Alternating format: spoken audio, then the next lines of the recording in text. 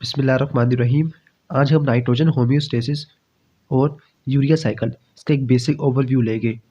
इसके साथ साथ एमसीक्यूज़ का टेस्ट भी लेंगे। सबसे पहले हाई यील्ड टर्म्स, जो अमाइनो ट्रांसफरेज, कोई भी एंजाइम्स जो अमाइनो ग्रुप को ट्रांसफ़र करे अमाइनो एसिड के दरमियान और कीटो एसिड के दरमियान, यानी एक अमाइनो एसिड से अमाइनो ग्रुप ले, इसको कीटो एसिड को दे दे, कीटो एसिड से अमाइनो एसिड बन जाएगा।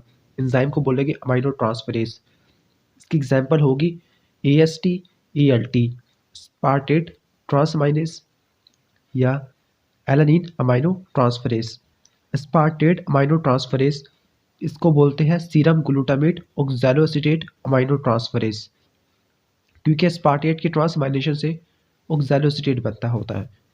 दूसरा एंजाइम है एलानिन ट्रांसमाइनेस या अमाइनो ट्रांसफरेज ALT, इसको बोलते हैं serum glutamate pyruvate amino transferase. मतलब ये इसकी ट्रांसमाइनेशन से बनता है पायरुवेट और ग्लूटामिक एसिड बनेगा, जो कि अल्फा कीटोग्लूटाराइड से बनता होता है। नेक्स्ट एक साइकिल आ जाती है, उसका नाम है ग्लूकोज एलानिन साइकिल। ये वो मैकेनिज्म है जिसके ज़रिए हम नाइट्रोजन एटम को एलिमिनेट कर सकते हैं in the form of alanine. इसमें यह होगा कि ग्लूकोज की ऑक्सीडेशन से पायरुवेट प्रोड्यूस होगा। वो पायरुवेट ट्रांसमाइनेशन करेगा और बन जाएगा एलानिन। एलानिन ब्लड में गया, ब्लड से ट्रांसपोर्ट होता हुआ लीवर के पास गया, लीवर ने इसको पायरुवेट के अंदर कन्वर्ट करा दिया, ट्रांसमाइनेशन होगी। इसका मतलब वो पायरुवेट ग्लूकोनियोजेनेसिस के जरिए ग्लूकोज के अंदर कन्वर्ट हो जाएगा। Next is urea. यूरिया एक नाइट्रोजनस कंपाउंड है, इसके अंदर दो अमाइनो ग्रुप होते हैं। दो अमाइनो ग्रुप को जोड़ने वाला एक कार्बोनाइल ग्रुप होता है, और हम ये कह सकते हैं कि ये नाइट्रोजन कंटेनिंग सब्सटेंस है जो यूरिन के अंदर अपीयर होता है। एक डिजीज़ है, उसका नाम है क्वाशियोरकर। क्वाशियोरकर चाइल्डहुड डिजीज़ है, प्रोटीन एनर्जी मालन्यूट्रिशन भी बोलते हैं। इस डिजीज़ के अंदर एडीमा देखने को मिलता है, इरिटेबिलिटी, एनोरेक्सिया, अल्सरेटिंग डर्माटोसिस और फैटी लिवर। तो ये थे हाई यील्ड टर्म्स। इसके साथ हाई यील्ड कॉन्सेप्ट्स। ग्लूटामिन का मल्टीपल रोल होता है नाइट्रोजन की होमियोस्टेसिस में, जिसकी वजह से ये गेटवे का काम करता है फ्री अमोनिया के दरमियान और amino group of amino acid के दरमियान। इसके बाद जब हमारी बॉडी में एसिडोसिस होती है तो बॉडी एक कंपनसेटरी मैकेनिज्म एक्टिवेट करती है। इस कंपनसेटरी मैकेनिज्म में लीवर से किडनी की तरफ ग्लूटामिन डाइवर्ट होता है। वहाँ पर ये बाइकार्बोनेट को कंजर्व करेगा। क्यों? क्योंकि अमोनिया की इनकॉर्पोरेशन होती है यूरिया में, तो उसको बाइकार्बोनेट रिक्वायर होता है। अब ये मैकेनिज्म इस तरह से होगा कि ग्लूटामिन किडनी के अंदर एंटर होगा। वहाँ पर दो एंजाइम्स होंगे। पहला एंजाइम ग्लूटामिनेस, ये ग्लूटामिन को तोड़कर अमोनिया और ग्लूटामेट बनाएगा। दूसरा एंजाइम होगा ग्लूटामेट डिहाइड्रोजिनेस, ये ग्लूटामेट को तोड़ेगा, इससे दोबारा अमोनिया प्रोड्यूस होगा। एक अमोनिया ग्लूटामिनेस वाले रिएक्शन से, दूसरा अमोनिया ग्लूटामेट डिहाइड्रोजिनेस वाले रिएक्शन से। दोनों अमोनिया हाइड्रोजन आयन के साथ रिएक्शन करके अमोनियम बन जाएंगे, उसकी एक्सक्रीशन हो जाएगी। फाइनली हमें हाइड्रोजन आयन की कंसंट्रेशन कम देखने को मिलेगी, ब्लड की पीएच ज़्यादा हो जाएगी। इस तरह हमने एसिड बेस बैलेंस मेंटेन कर लिया। इसके बाद हम देख लेते हैं nitrogenous product of intestinal bacterial activity. Substrate क्या होंगे, इनकी प्रोडक्ट क्या होगी। पहला सबस्ट्रेट है लाइसिन। लाइसिन से बनता है कैडावरिन। अगर आर्जिनिन हो तो उससे बनता है एगमेटिन। टायरोसिन हो तो बनता है टेरामीन। ऑर्निथिन हो तो बनता है प्यूट्रेसिन। हिस्टडीन हो तो हिस्टामीन। ट्रिप्टोफैन हो तो बनता है इंडोल एंड स्केटोल। अगर अमाइनो एसिड हो, आल अमाइनो एसिड, तो हमें अमोनियम आयन ज़रूर देखने को मिलता है। इसके बाद nitrogen balance. Normal individual nitrogen balance के अंदर होते हैं, मतलब जितनी नाइट्रोजन की इंटेक होगी उतनी ही नाइट्रोजन की एक्सक्रीशन होगी। पॉजिटिव नाइट्रोजन बैलेंस का मतलब ये होगा कि नाइट्रोजन की एक्सक्रीशन नाइट्रोजन की इंटेक से कम है। इनडायरेक्टली प्रोटीन सिंथेसिस हो रही है।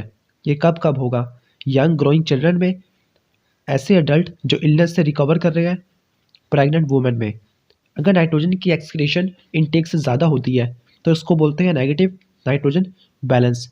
यह उसी कंडीशन में होगा जब प्रोटीन की डिग्रेडेशन काफ़ी ज़्यादा हो रही है।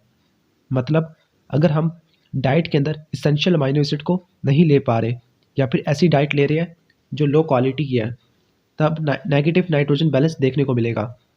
इसके बाद देख लेते हैं nitrogen homeostasis in the brain. इसमें एक इम्पॉर्टेंट साइकिल आती है, उसको बोलते हैं glutamate glutamine cycle. Glutamate glutamine cycle is basically a complex interaction between cerebral blood flow, neurons and astrocytes। और इसमें ग्लूटामेट ग्लूटामीन और अमोनिया ये आपस में इंटर कन्वर्ट होते रहेंगे। इस साइकिल को बोलेंगे ग्लूटामेट ग्लूटामीन साइकिल। इस साइकिल में बेसिकली ये होगा कि ग्लूटामेट जो कि एक एक्साइटेटरी न्यूरोट्रांसमीटर होता है ब्रेन में, वो प्री साइनेप्टिक न्यूरॉन के अंदर रिलीज होगा। फिर ग्लूटामेट जो प्री साइनेप्टिक न्यूरॉन से रिलीज होकर साइनेप्टिक क्लेफ्ट में चला गया, तो वहाँ पर फंक्शन कर जाने के बाद इसकी रिमूवल बहुत इंपॉर्टेंट होगी। अगर इसको रिमूव ना किया गया तो इसका लेवल काफ़ी ज़्यादा हो जाएगा। इसका लेवल ज़्यादा हो जाने की वजह से, ज़्यादा एक्साइटेशन की वजह से हाइपोक्सिक इंजरी देखने को मिलेगी, हाइपोग्लाइसीमिया देखने को मिलेगा, स्ट्रोक और एपिलेप्सी। तो ग्लूटामेट जैसे ही अपना फंक्शन ख़त्म कर ले तो उसकी रिमूवल बहुत ज़्यादा ज़रूरी है। इसकी रिमूवल 3 तरीक़ों से हो सकती है। या तो प्री साइनेप्टिक न्यूरॉन इसको वापस रीअपटेक कर ले, या पोस्ट साइनेप्टिक न्यूरॉन इसको अपटेक कर ले, या फिर एक एस्ट्रोसाइट्स होते हैं, प्रोटेक्टिव ग्लाइल सेल्स होते हैं, वो इनको इनगल्फ कर ले। जो तीसरा मैकेनिज्म था एस्ट्रोसाइट वाला, ये बहुत इंपॉर्टेंट है। जो ग्लूटामेट रिलीज हो गया साइनेप्टिक क्लेफ्ट में, तो एक स्पेशलाइज्ड ट्रांसपोर्टर के जरिए एस्ट्रोसाइट के अंदर एंटर हो जाएगा।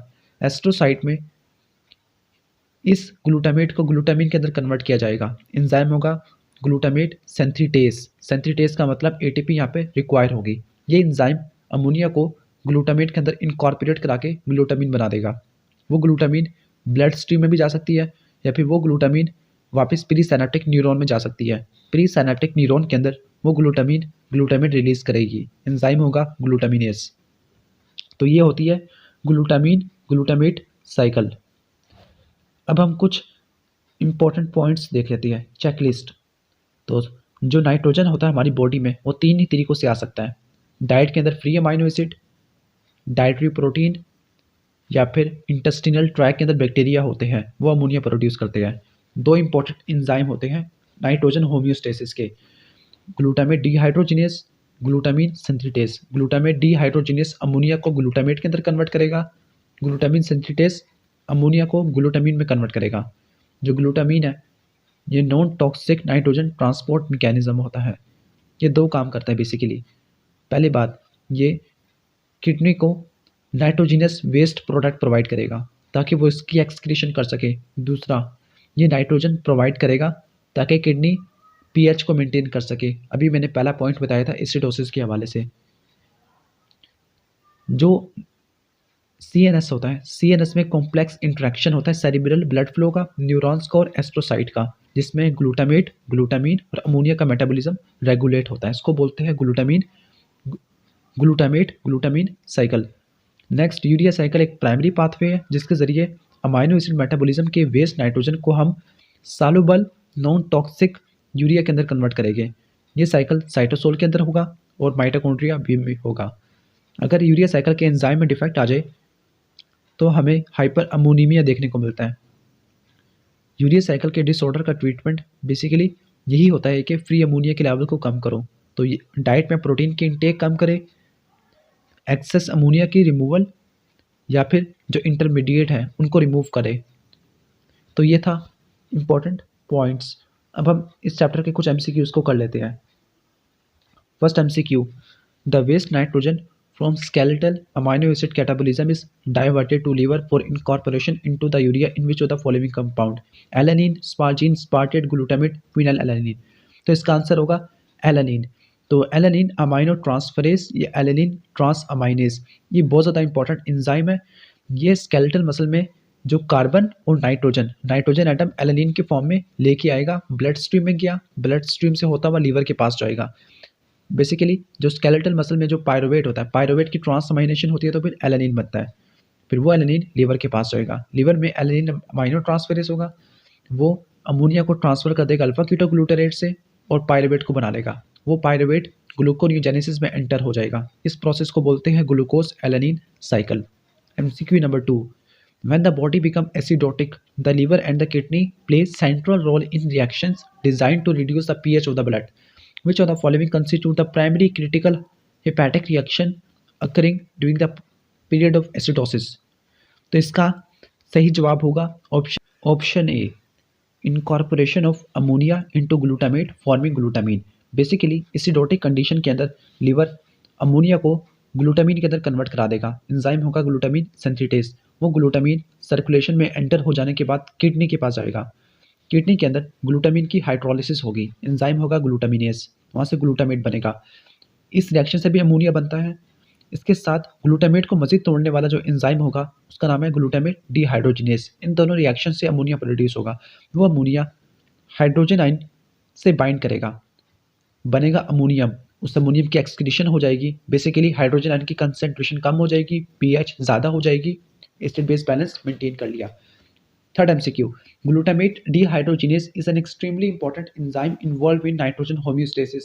This enzyme catalyzes a reversible reaction that either incorporate or liberate ammoniamine.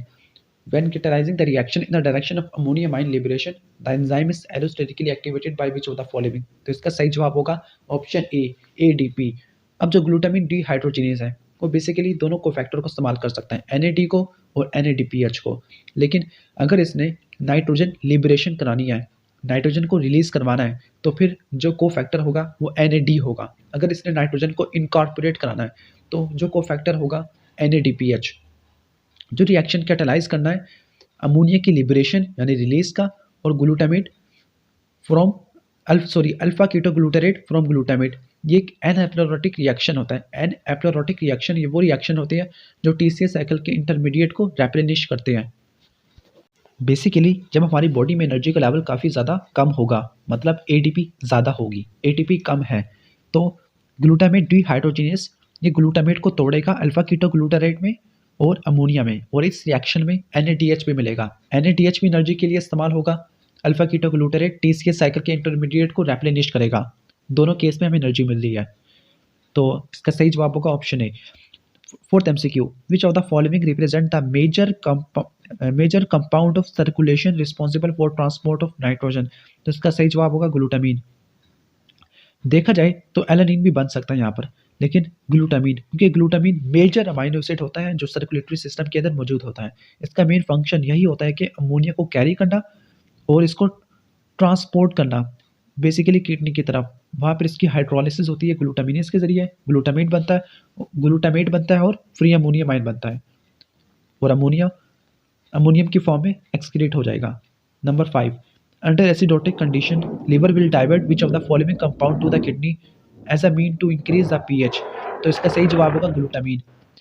बार बार ये MCQ आ रहा है, दोबारा से बता देते हो इसका कि अगर एसिडोटिक कंडीशन होती है तो फिर लीवर क्या करेगा, अमोनियम को ग्लूटामिन के अंदर इनकॉर्पोरेट करा के ग्लूटामिन बनाएगा। वो ग्लूटामिन किडनी के पास जाएगा। किडनी में दो एंजाइम हो गए, ग्लूटामिनेस और ग्लूटामेट डिहाइड्रोजिनेस। दोनों के रिएक्शन से अमोनिया बनेगा। अब वो अमोनिया हाइड्रोजन आयन से रिएक्शन करने के बाद अमोनियम बनाएगा। अमोनियम की एक्सक्रीशन होगी, पीएच को मेंटेन किया जाएगा।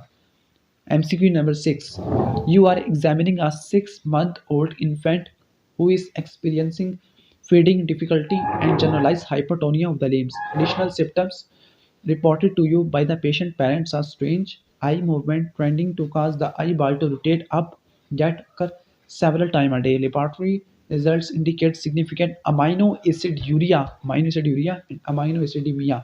अमाइनो एसिड यूरिया का मतलब यूरिन में अमाइनो एसिड का लेवल ज़्यादा होगा। अमाइनो एसिडीमिया का मतलब ब्लड के अंदर अमाइनो एसिड का लेवल ज़्यादा होगा। तो कौन सा एंजाइम हमें डिफेक्टिव मिल सकता है? Asparaginase, carbamoyl phosphate synthetase type 1, glutamate dehydrogenase या ग्लूटामिनेस। तो इसका सही जवाब होगा option A, L amino acid oxidase. कैसे वो मैं बताता हूँ। बेसिकली लीवर के पैरोक्सिसोम के अंदर एक एंजाइम होता है एल अमाइनो एसिड ऑक्सीडेस, जो FMN लिंक्ड एंजाइम होता है। ये एंजाइम अमाइनो एसिड में से अमाइनो ग्रुप को रिमूव करता है, और बेसिकली इस रिएक्शन में ऑक्सीजन एक्सेप्टर होता है और इससे बनता है हाइड्रोजन पेरोक्साइड। हाइड्रोजन पेरोक्साइड को तोड़ने के लिए एंजाइम्स होते हैं पैरोक्सिसोम के अंदर, पेरोक्सीडेस एंड कैटालिसिस। अगर L amino acid oxidase missing है या फिर डिफेक्टिव है तो इसके ज़रिए हमें जो डिजीज़ देखने को मिलता है उसको बोलते हैं ओक्यूलोगाइरिक क्राइसिस, या फिर शॉर्ट फॉर्म इसकी OGC, जिसमें आई बाल की स्पाज्मोटिक मूवमेंट देखने को मिलती है। दूसरी चीज़ कि अगर अमोनिया डिस्पोज नहीं हो पा रही तो हमें हाइपर अमोनीमिया और हाइपर हाइपर अमाइनो एसिडीमिया और हाइपर अमाइनो एसिड यूरिया देखने को मिलेगा, जिसकी वजह से न्यूरोटॉक्सिसिटी हो जाएगी। 7th MCQ, deficiency of argininosuccinate synthetase, urea cycle का एंजाइम है, तो can be suspected in a neonate with elevated serum ammonia to discriminate the fact that hyperammonemia is indeed due to ASD and not due to the deficiency in the urea cycle. One can assay for the serum concentration of citrulline and orotic acid, which of the following best describe the expected finding. तो इसका सही जवाब होगा option number D, 7th का D होगा। अब होगा क्या, यूरिया साइकिल डिसऑर्डर बेसिकली हम यूरिया साइकिल के 5 एंजाइम में हो जाती है। पहला एंजाइम का नाम है कार्बोमाइल फॉस्फेट सिंथेटेज, इसके बाद आता है ornithine transcarbamoylase, argininosuccinate synthetase, argininosuccinate lyase and arginase. Basically urea cycle के डिसऑर्डर में हमें 3 चीज़ें देखने को मिलती है। एक, अमोनिया का लेवल ज़्यादा हो जाना, इस कंडीशन को बोलते हैं हाइपर अमोनीमिया। दूसरा, जो अमोनिया होता है वो CNS के लिए काफ़ी ज़्यादा टॉक्सिक होता है, तो हमें देखने को मिलता है इंसेफेलोपैथी। तीसरा, रेस्पिरेटरी अल्किलोसिस। तो इस ऑप्शन में हमें ओरोटिक एसिड का लेवल या ओरोटेट का लेवल हमें नॉर्मल देखने को मिलेगा, लेकिन सिट्रोलिन चूँकि आर्जिनोसक्सिनेट सिंथेटेज का सबस्ट्रेट होता है, तो हमें इसका लेवल काफ़ी ज़्यादा देखने को मिलेगा। Next MCQ is a newborn that developed seizures 2 days after birth was diagnosed with elevated serum ammonia, glutamate and alanine. Neonatal urea cycle defect was suspected, so a urine analysis was performed to assay for the orotic acid and serum acid for citrulline. The level of both are found not to be elevated. Defect in which of the enzyme, basically इसमें वो बता रहा है कि क्या क्या किन किन कंपाउंड का लेवल ज़्यादा हुआ है, वो है अमोनियम का लेवल। इसका मतलब ये यूरिया साइकिल डिसऑर्डर होगा। ग्लूटामेट का लेवल ज़्यादा हो गया और एलानिन का लेवल ज़्यादा हो गया, लेकिन हमें ओरोटिक एसिड और सिट्रोलिन इन दोनों का लेवल ज़्यादा नहीं देखने को मिला। तो डिफेक्ट हमें कहाँ पे देखने को मिलेगा, carbamoyl phosphate synthetase type 1, option number D. Basically urea cycle के डिसऑर्डर का डिफरेंशियल डायग्नोसिस किस तरह से होगा, तो इसका एक फ्लो चार्ट आपको मैं दिखा रहा हूँ। तो डिफरेंशियल डायग्नोसिस न्यू बॉर्न के अंदर देखे गए, तो हमें सबसे पहले जो चीज़ देखने को मिलेगी वो साइन सिम्पटम हो गए। तो साइन सिम्पटम 24 से लेकर 48 आवर्स में देखने को मिलेगी बर्थ के बाद। इसके बाद एसिडोसिस और कीटोसिस नहीं देखने को मिलेगी। फिर हम यूरिया साइकिल का डिसऑर्डर को डिफरेंशियली डायग्नोस करेंगे, तो हम प्लाज्मा के अंदर सिट्रोलिन का लेवल मेजर करेंगे। तो हमारे पास 3 कंडीशन आएगी, या तो सिट्रोलिन सीधे से है ही नहीं प्लाज्मा के अंदर, या फिर सिट्रोलिन का अमाउंट मॉडरेटली एलिवेट है, या फिर सिट्रोलिन का अमाउंट काफ़ी ज़्यादा एलिवेट है। अगर सिट्रोलिन यूरिन के अंदर बिल्कुल भी नहीं है, तो फिर हम इसके बाद ओरोटेट का लेवल चेक करेंगे। अगर ओरोटेट का लेवल या ओरोटिक एसिड का लेवल कम है, तो इसका मतलब carbamoyl phosphate synthetase type 1 enzyme deficient है। अगर ओरोटेट का लेवल ज़्यादा है, तो उसका मतलब दूसरा एंजाइम ऑर्निथिन ट्रांस कार्बोमाइलेज ये डेफिशिएंट है। क्योंकि अगर कार्बोमाइल फॉस्फेट सिंथेटेज टाइप 1 अगर ये डेफिशिएंट होता है, तो कार्बोमाइल फॉस्फेट बनेगा ही नहीं, तो फिर आगे वो ओरोटेट को बनाने के लिए भी इस्तेमाल नहीं होगा। लेकिन अगर ऑर्निथिन ट्रांस कार्बोमाइलेज डेफिशिएंट होता है, तो फिर ओरोटेट शिफ्ट हो जाएगा साइटोसोल में, वहाँ पर ये पिरामिडिन बायोसिंथेसिस के अंदर ओरोटिक एसिड को बना लेगा, तो हमें ओरोटिक एसिड के लेवल ज़्यादा देखने को मिलेगा। मतलब ऑर्निथिन ट्रांस कार्बोमाइलेज की डेफिशिएंसी है। अगर हमें ओरोटिक एसिड का लेवल सिट्रोलिन का लेवल काफ़ी ज़्यादा देखने को मिले 1000 से भी ज़्यादा, तो जो एंजाइम होगा आर्जिनोसक्सिनेट सिंथेटेज, क्योंकि सिट्रोलिन इसी एंजाइम का सबस्ट्रेट होता है। तो अगर एंजाइम डेफिशिएंट है, तो इस सबस्ट्रेट की एक्यूमुलेशन हमें ज़्यादा देखने को मिलेगी। अगर हमें सिट्रोलिन का लेवल मॉडरेटली एलिवेट देखने को मिलता है, तो इसका मतलब ब्लॉक इससे अगले वाले स्टेप में है। अगला वाला जो स्टेप होता है वो आर्जिनोसक्सिनेट की क्लीवेज होती है। तो अगर हमें यूरिन के अंदर आर्जिनोसक्सिनिक एसिड, इसको बोलते हैं आर्जिनोसक्सिनिक एसिड, इसका लेवल ज़्यादा देखने को मिले, तो इसको बोलते हैं आर्जिनोसक्सिनिक एसिड यूरिया, यहाँ ASA से लिखा हुआ है। अगर ये हमें देखने को मिले, तो यहाँ पर जो एंजाइम डेफिशिएंट होगा वो आर्जिनोसक्सिनेट लाइएस होगा। इसके साथ अगर हम आर्जिनिन का लेवल मेजर करें और आर्जिनिन का लेवल हमें ज़्यादा देखने को मिले, तो फिर इस कंडीशन को बोलते हैं हाइपर आर्जिनिनीमिया। इसमें जो एंजाइम डेफिशिएंट होगा उसका नाम है आर्जिनेस। तो इस तरह से हम यूरिया साइकिल के डिसऑर्डर को डिफरेंशियली डायग्नोस कर सकते हैं। Next MCQ is A 2-day-old infant is brought to endoplasmic reticulum suffering a seizure. Analysis of serum ammonia level, यानी सीरम अमोनिया लेवल हमें ज़्यादा देखने को मिल रहा है। यूरिया साइकिल की इम्पेयरमेंट हमें देखने को मिलेगी तो यहाँ पे जो physician initiate haemodialysis which reduces the ammonium level. Subsequent to the hemodialysis, the infant is treated with supplemental arginine, which maintains the reduction in serum ammonium. The ability of arginine to render this effect seem to be role in activating the synthesis of an activator of an enzyme of the urea cycle. ये important है कि जो arginine होती है वो urea cycle के किसी भी एंजाइम की एक्टिविटी को बढ़ा रही है, और यूरिया साइकिल का जो पहला स्टेप होता है वो कैटालाइज करता है enzyme carbamoyl phosphate synthetase type 1। इसका जो एक्टिवेटर है उसका नाम है एनिसेटाइल ग्लूटामेट। तो इसका सही जवाब होगा एनिसेटाइल ग्लूटामेट। और बेसिकली आर्जिनिन इसी एंजाइम कौन सा होगा, आर्जिनोसक्सिनेट एनिसेटाइल ग्लूटामेट सिंथेस, इसकी रेगुलेशन करती होती है, और ये एंजाइम एनिसेटाइल ग्लूटामेट बनाता है। एनिसेटाइल ग्लूटामेट यूरिया साइकिल के पहले स्टेप को एक्टिवेट करता है। MCQ number 10, a child was born at home and develop seizures मतलब यूरिया साइकिल का डिसऑर्डर हो गया है दोबारा से, क्योंकि अमोनियम का लेवल काफ़ी ज़्यादा है।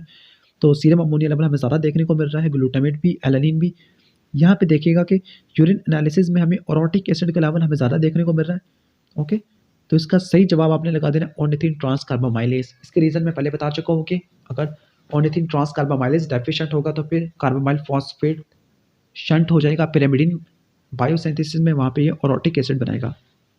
नेक्स्ट एमसीक्यू इज 11th कि अगर म्यूटेशन हो जाए ऑर्निथिन ट्रांसकार्बामाइलेज में तो हमें क्या देखने को मिल सकता है। तो इसका सही जवाब होगा ओरोटिक एसिड के लेवल ज़्यादा देखने को मिलना, इसको बोलते हैं ओरोटिक एसिड यूरिया। तो एमसीक्यू नंबर 12 को देख लेते हैं। इसकी स्टेटमेंट का बहुत ज़्यादा बड़ी है, तो इसमें सिर्फ काम की बात देख लेते हैं कि विच of the following represent the enzyme deficiency associated with severe neonatal symptom.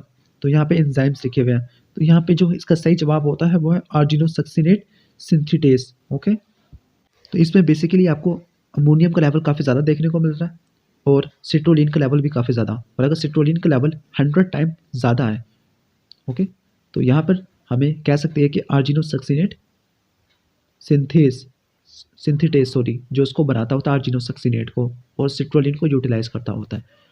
MCQ number 13, neonatal urea cycle defect are usually misdiagnose because of failure to assess which of the following. किसको access करना बड़ा मुश्किल काम होता है या फिर fail हो जाता है, तो इसका सही जवाब होगा अमोनिया का लेवल।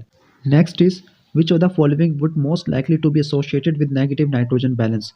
तो बी सी डी ई इन चारों में हमें देखने को मिलता है पॉजिटिव नाइट्रोजन बैलेंस, लेकिन अगर हाई प्रोटीन डाइट लेते हैं तो नाइट्रोजन को हम ज़्यादातर स्टोर नहीं कर सकते। तो अगर ज़्यादा प्रोटीन डाइट लेंगे तो ज़्यादा अमीनो एसिड की डिग्रेडेशन होगी, ज़्यादा एक्सक्रीशन देखने को मिलेगी, और नाइट्रोजन बैलेंस भी नेगेटिव देखने को मिलेगा। बाकी बी सी डी ई ये पॉजिटिव नाइट्रोजन बैलेंस के साथ प्रेजेंट करेंगे।